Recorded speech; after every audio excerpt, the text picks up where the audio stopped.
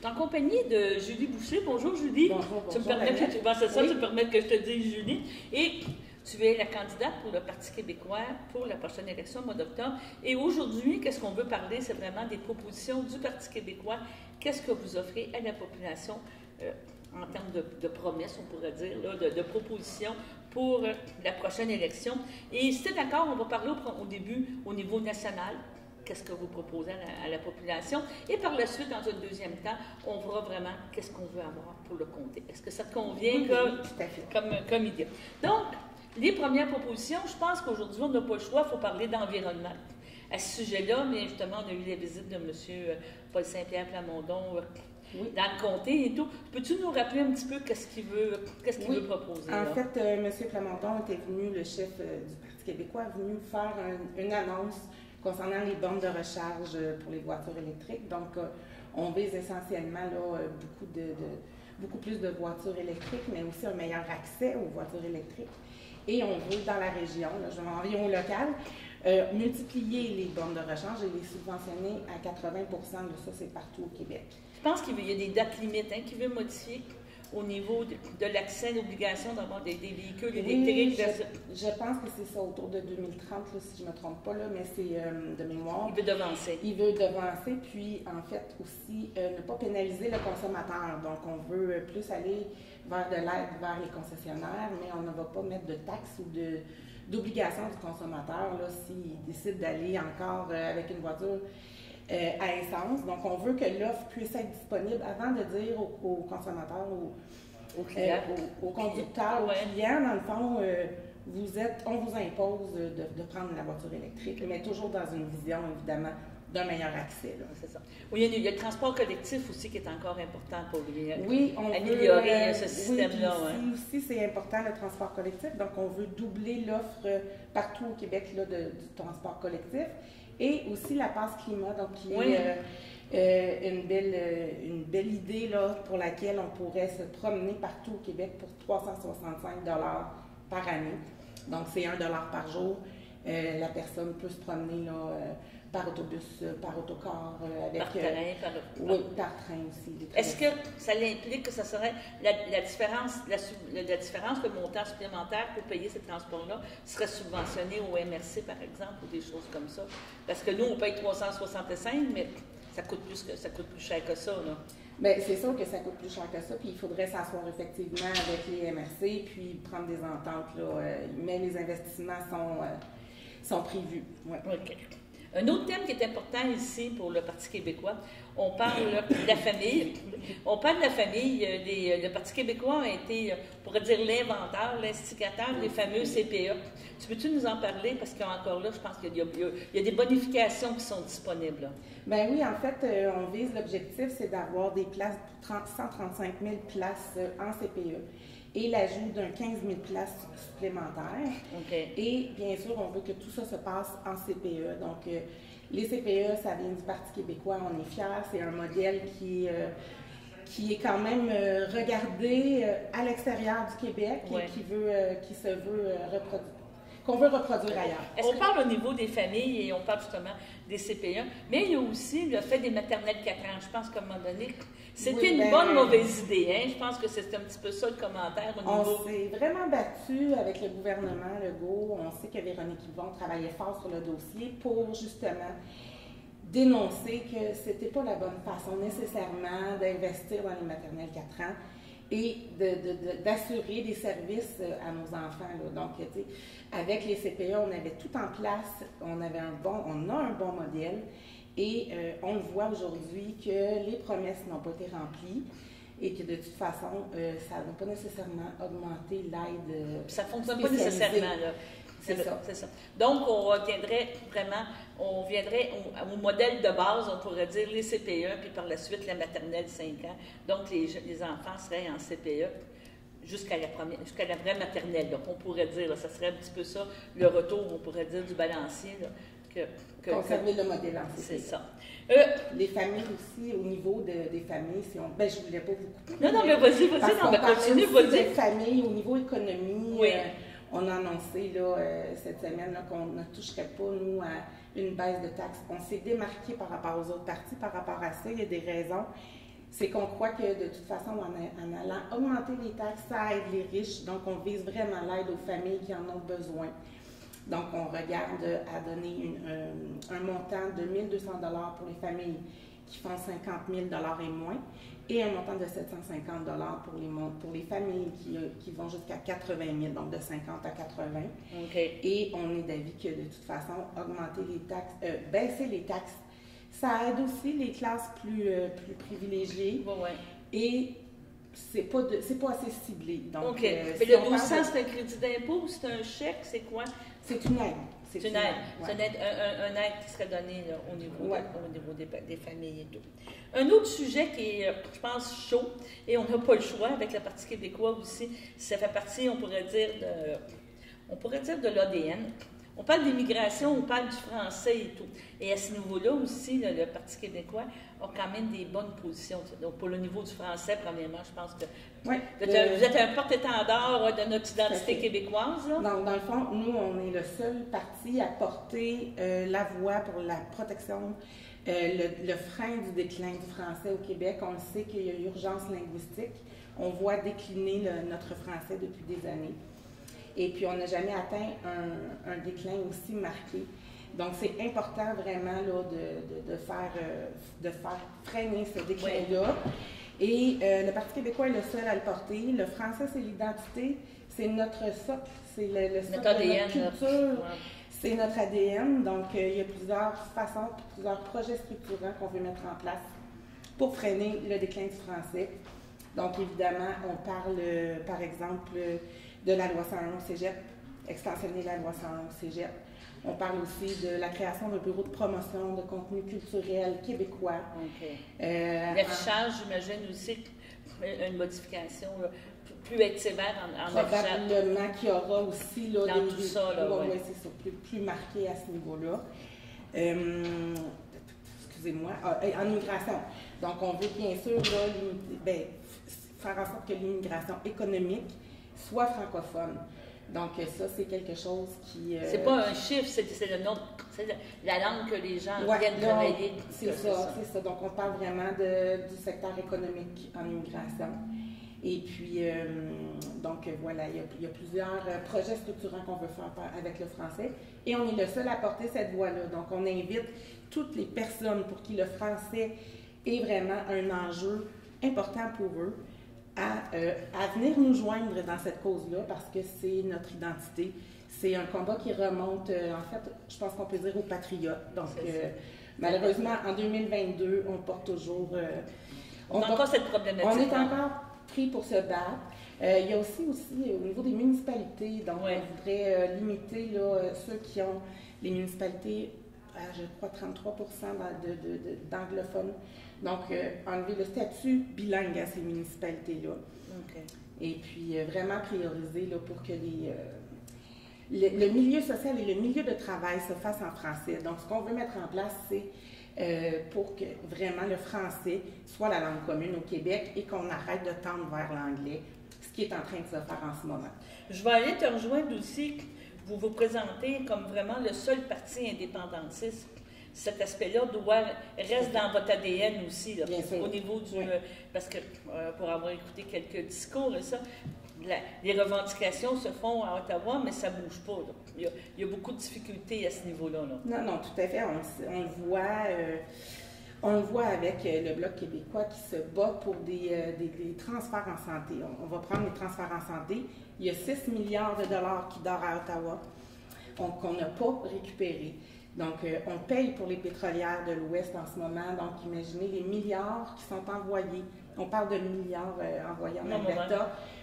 Je veux bien l'environnement, on veut protéger notre environnement, mais il faut être conscient que tant qu'on est dans le Canada, on va payer pour ces pétrolières-là. Donc, on n'a pas du tout les mêmes perspectives et la même vision que le Canada, on va se le dire. Et ça aussi, ça a toujours été comme ça. Mm-hmm. Donc, en ce moment, on n'a pas de rapport de force à Ottawa.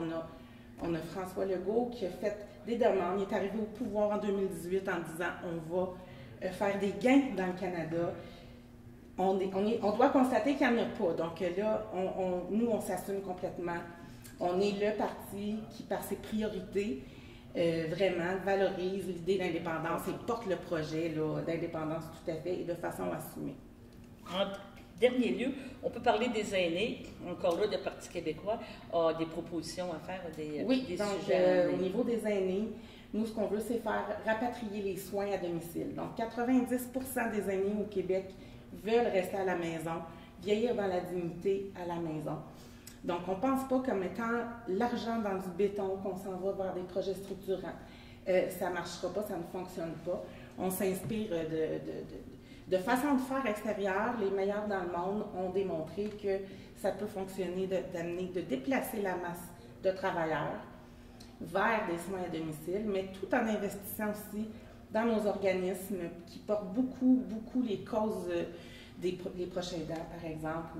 Donc, augmenter les gens qui ont les aînés à cœur, la dignité des aînés, et qui voudraient justement entrer dans un réseau. Donc, on n'est pas vraiment dans le modèle actuel où est-ce qu'on aurait besoin de plus de médecins pour la dignité de nos aînés, mais on veut augmenter les gens qui peuvent s'occuper des aînés, les accompagner, briser l'isolement, entre autres. Donc, on voit qu'avec la Maison des aînés, le projet de la CAQ en ce moment, moi, je suis de Sainte-Élisabeth, et on va laisser les maisons des aînés qui sont en cours se terminer, mais l'investissement est vraiment beaucoup trop grand. Donc, on parle de 44 ou 48 millions pour 44 unités. Je pense que c'est 75 millions là, que ça pourrait coûter là, au tout. Mais là, je dis ça, c'est un chiffre que je devrais valider. Là. Mais tu veux dire que c'est beaucoup d'argent. C'est beaucoup d'argent juste pour mettre dans le béton. Oui. Et encore là, il va falloir les faire fonctionner, ces bâtisses-là. Exactement. Donc, dans le fond, les soins seraient les mêmes, mais déplacés de proximité plus vers les personnes âgées, les familles proches aidantes. Donc, c'est toutes des belles propositions. C'est d'accord, on va prendre une courte pause puis on va revenir avec la balance pour la région. Merci. Nous sommes de retour de la pause avec Mme Julie Boucher, qui est la candidate pour le Parti québécois. On se parle Julie et Daniel, parce que ça fait longtemps qu'on se connaît, mais en étant journaliste, mais avoir beaucoup de choses, on s'est rencontrés à plusieurs occasions.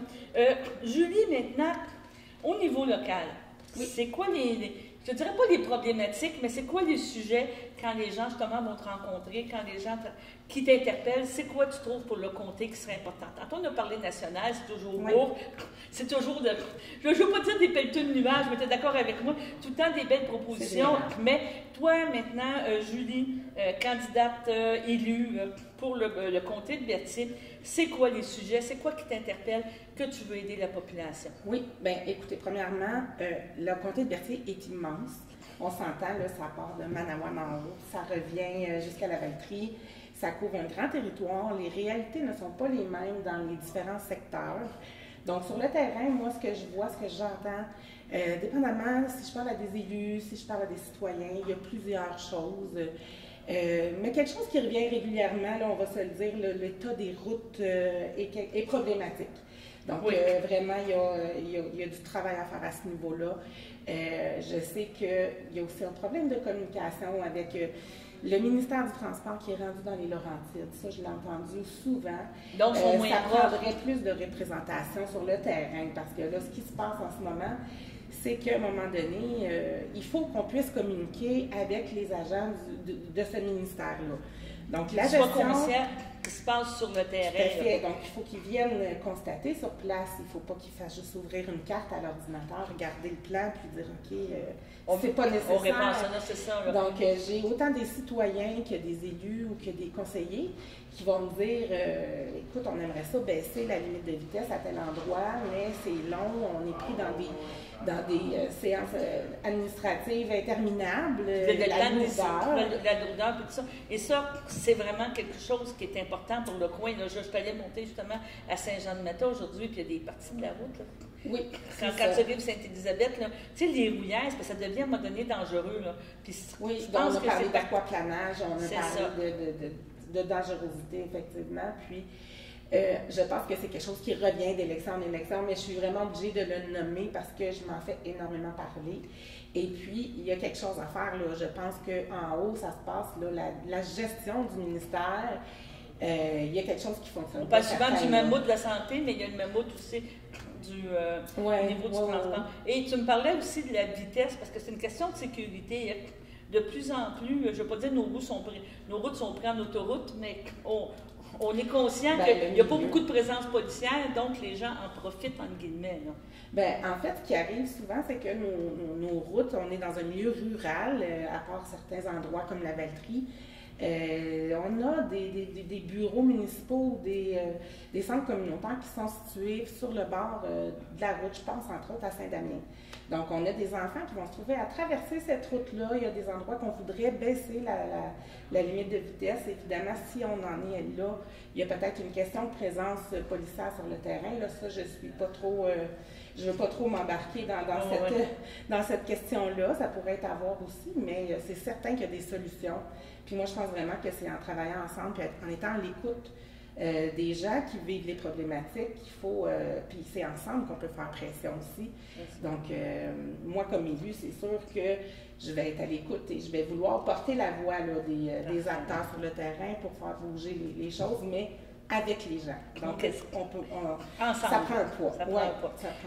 Tu es agricultrice à cause de ton... Par ricochet, oui. Par ricochet, mais quand même, quand c'est un projet familial, là, quand tu es agricultrice. Est-ce qu'il y a des choses que tu veux dire justement aux agriculteurs? Est-ce que tu dis, oui, tu vas comprendre de réalité? Parce qu'encore là, c'est une entreprise, mais c'est une entreprise spéciale. Là. Oui. Il y a beaucoup de choses. On parle d'assurance récolte, on parle de paquet de choses. Qu'est-ce que tu penses que les gens, quand ils te rencontrent, tu comprends leurs problèmes au niveau de ça? Bien, écoutez, premièrement, évidemment, là, moi, j'ai mon conjoint qui est producteur laitier, donc j'ai vu là, les problématiques des dernières années, qu'on pense à la gestion de l'offre, qu'on pense aussi aux assurances et à la lourdeur administrative qui revient effectivement dans ce domaine-là aussi. Dernièrement, justement, j'étais en rencontre avec les producteurs maraîchers du Québec dans le cadre des élections présentement. Là. Donc, j'étais là pour discuter de leurs enjeux, pour écouter ce qu'ils demandent. Donc, vraiment, il y a pour les maraîchers, mais je crois aussi pour plusieurs productions, toute une question de lourdeur et de lenteur administrative. Les attentes ne sont pas nécessairement réalistes. Tu ne peux pas être à l'affût de la météo, aller tout de suite récolter quand c'est le temps, parce que là, il annonce beau. Tu ne peux pas être en attente d'une réponse. Puis il y a l'achat local. Puis de faire, oui, je vais y arriver. Dans le fond, c'est ça. Tu ne peux pas être en attente constamment d'avoir une permission. Et puis, il y a des conditions qui se mettent en ce moment qui sont non réalistes. C'est pas, ouais, c'est ça, c'est contre-productif. Et comme vous dites, au niveau local, là, ça, c'est une autre branche que j'appellerais là, vraiment agriculture plus de proximité. Donc, on voit de plus en plus l'émergence et c'est nécessaire parce que ça aide au niveau environnemental, on va se le dire, ça réduit les chaînes de transformation, ça réduit les chaînes de transport. Et puis, on est riche de ces productions-là aussi dans la naudière. Il y a beaucoup de paperasserie encore. Il y a beaucoup de bâtons qui est mis dans les roues pour créer un petit lopin de terre. Parce que toi, tu es quand même une agricultrice, moyenne. On ne peut pas dire que tu es une grande. Mais tu as toujours la grosse agriculture, que c'est vraiment une industrie. Puis il y a l'autre on pourrait dire industrie, que c'est plus à taille familiale, à taille plus humaine. À échelle humaine. Je cherchais le mot, là, c'est ça. Oui, donc c'est sûr qu'il y a ces réalités-là dans Berthier, elles sont présentes. Je pense que de plus en plus, l'industrie, l'UPA, les acteurs, les regroupements, ils s'en vont vers une obligation de reconnaissance aussi là, de tous nos types d'agriculture. On a beaucoup parlé d'achat local dans les dernières années. On sait que c'est important, c'est notre assiette. Mm-hmm. Donc, il faut aider nos agriculteurs à bien fonctionner dans les conditions qui sont parfois difficiles. Je pense que tout le monde veut la même chose au bout du compte. Et puis, ça va être un dossier à suivre. C'est un dossier qui... Tu vas avoir les mains dedans, comme on dit. Tu vas pouvoir tenter le pouls et vraiment voir qu'est-ce qui se passe. Un autre sujet qu'on parle beaucoup dans la région ici, étant de Sainte-Élisabeth, je vais t'interpeller sur ça. On va-tu avoir des médecins de famille? Ah!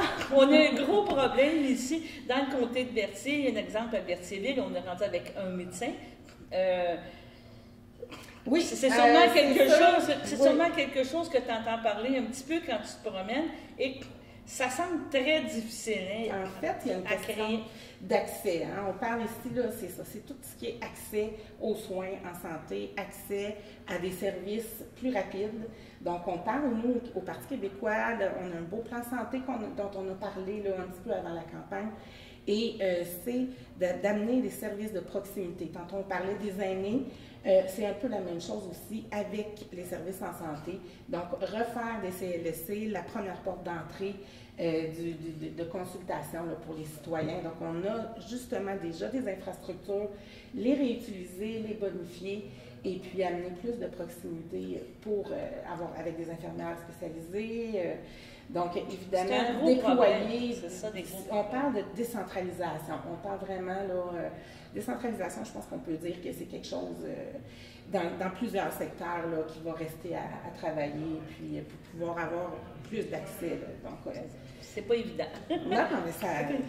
On a des belles propositions ça, oui. En ce sens. Il y a beaucoup de pauvreté ici, surtout on pourrait dire dans Berthier, dans les environs, puis tout ça. Tu as sûrement rencontré justement quelques organismes déjà. Cette implication-là, c'est de les accompagner, leur trouver des moyens d'avoir des sources de financement. C'est-tu dans les implications que tu veux faire? C'est d'aider les organismes à bien fonctionner, leur donner les moyens, effectivement, donc plus de moyens pour nos organismes à travers des projets en santé. Donc, on parle de la santé mentale, quand on parle de l'accompagnement, souvent, la pauvreté peut être une conséquence, bien pas une conséquence, mais comment je dirais, un facteur d'aggravation pour, par exemple, la santé mentale, la nervosité, le stress. Tout ça, on a des beaux organismes présents. Je pense que l'accompagnement des organismes peut être une façon de bien servir la population, d'assurer plus de soutien de ce côté-là est quelque chose d'important. Ils font des petits miracles, là, nos organismes, effectivement. Je vais t'amener en éducation un petit peu, parce que oui, le coin, on a eu encore là on l'a vécu l'an passé, nous on commence l'année, on ne sait pas comment ça va, on va savoir à la fin de l'année, mais le transport scolaire était une grosse problématique dans le coin. Ouais. Est-ce que tu penses aussi que tu peux amener des solutions, rencontrer des transporteurs scolaires, s'impliquer, bien là, on ne peut pas dire commission scolaire, mettons des centres de services, tu sais, trouver des solutions, à trouver quelque chose pour justement aider à régler cette problématique-là, parce que toi, comme maman, déjà, tu en as 3, mais ouais. Quand tu as une maman qui travaille, je ne veux pas dire que tu ne travailles pas à temps plein, parce que c'est un travail que tu fais, mais qu'est-ce que je veux dire, c'est que c'est pas évident le matin de se faire dire, mais il n'y aura pas d'autobus. Non, bien, on l'a vu beaucoup l'année passée. Moi, j'ai des connaissances, des amis qui l'ont vécu. J'ai été privilégiée, on n'a pas été touchés. Peut-être quelques reprises, je me reprends ici, mais on est une petite communauté à Sainte-Élisabeth, mais c'est quelque chose que les gens ont vécu exceptionnellement l'année dernière. Là, on sait qu'au niveau de la pénurie de main-d'œuvre, ça va prendre des discussions effectivement pour prioriser. C'est un service obligatoire. Tu ne peux pas être une mère et te retrouver au travail quand ton enfant est encore au coin de la rue. Là. Donc, on ne veut pas ça.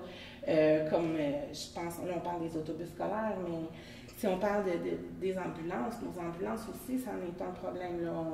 On doit assurer des services. Le temps de réponse. Le temps de réponse et puis la répartition aussi. Donc, il y a vraiment des bonnes discussions à y avoir ici. Là, tout à fait, ça va être important de s'asseoir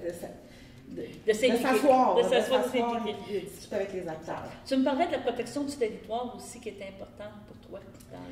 Bien, en fait, j'entends sur le terrain, on sait, au plus au nord, on a beaucoup de bois, de forêts, oui. D'industrie de la construction. Donc, oui, il y a des projets qui sont au niveau environnemental remis en question certaines fois. Il y a une question de protection du territoire. Donc, nous, ça serait vraiment au niveau de la protection. Là, on cherche à protéger 40% du territoire. Mais là, je ne vais pas trop rentrer dans les détails. Non, mais tu veux t'asseoir pareil. Tu veux t'impliquer dans ce sens-là. Tu es à l'écoute des gens. Il y a des gens qui s'inquiètent. Il y a une question d'acceptabilité sociale. Mais il y a aussi une question d'industrie et d'économie pour nos municipalités. Donc, c'est toujours ambivalent. Hein? Il y a toujours deux côtés de la médaille. Puis, chacun veut avoir son chose, mais je pense qu'il faut trouver des consensus à ce niveau-là. Oui, tout à fait. En terminant, si tu es d'accord, est-ce que Julie Boucher, députée le 3 octobre au soir, le 4 au matin, tu t'assois, puis c'est quoi tu te dis? Tu te dis oui. Qu'est-ce que je me dis? Oui, qu'est-ce que tu te dis? Dans quoi je me suis embarquée, non? Non. Non, non, écoute, non, je fais des faces, là. Je me lève les manches, puis je m'assois avec les acteurs dans le coin, puis on regarde ensemble où est-ce qu'on veut aller. Et puis, avec les projets structurants du Parti québécois, donc c'est sûr que on le voit, c'est concret, c'est réaliste. En environnement, on a été le premier à sortir notre plan en environnement. Ce matin, on disait que c'était probablement le plan le plus concret, le plus sérieux, le plus réaliste. Donc, c'est certain que ça serait une énorme fierté et un honneur immense de travailler avec les gens d'ici là, pour les représenter à Québec, bien sûr. Bon, bien, on va te souhaiter bonne chance. Merci. Puis on te suit pour le restant de la campagne. Parfait. Merci beaucoup. Bye.